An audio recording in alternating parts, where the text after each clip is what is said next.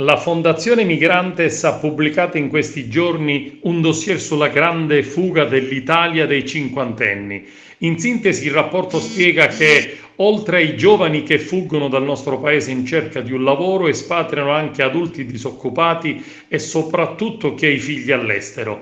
Naturalmente le regioni del sud occupano la fetta grossa ed anche purtroppo dalla Sicilia e dalla provincia di Agrigento, dove il tasso di trasferimento verso paesi europei sta diventando molto alto.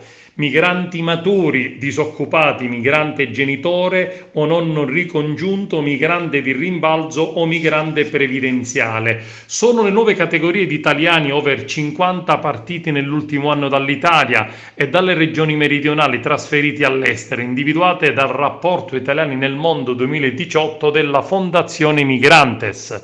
Nell'ultimo anno a partire dall'Italia sono sicuramente i giovani e i giovani adulti, ma le crescite più importanti sono quelle dei cinquantenni in su. Secondo il rapporto si tratta di persone disoccupate, definite migranti maturi, disoccupati o lontane dalla pensione, che hanno la necessità di mantenere la famiglia. Nascono nuove strategie di sopravvivenza tra i genitori nonni che inizialmente trascorrono periodi sempre più lunghi all'estero con figli e nipoti già in mobilità fino al completo trasferimento genitore-nonno ricongiunto.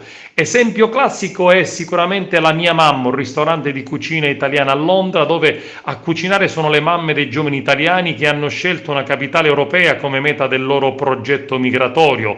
Le cuoche sono chiamate a fare un lavoro in turnover ogni 3 mesi, cioè si alternano modificando il menù sulla base delle loro regioni di origine. Altro profilo è il migrante di rimbalzo, ovvero chi dopo anni di emigrazione è rientrato in Italia per trascorrere la propria vecchiaia in paese, ma rimasto vedovo e magari con figli nati, cresciuti e lasciati all'estero, decide di tornare nel paese che lo ha accolto per tanti anni.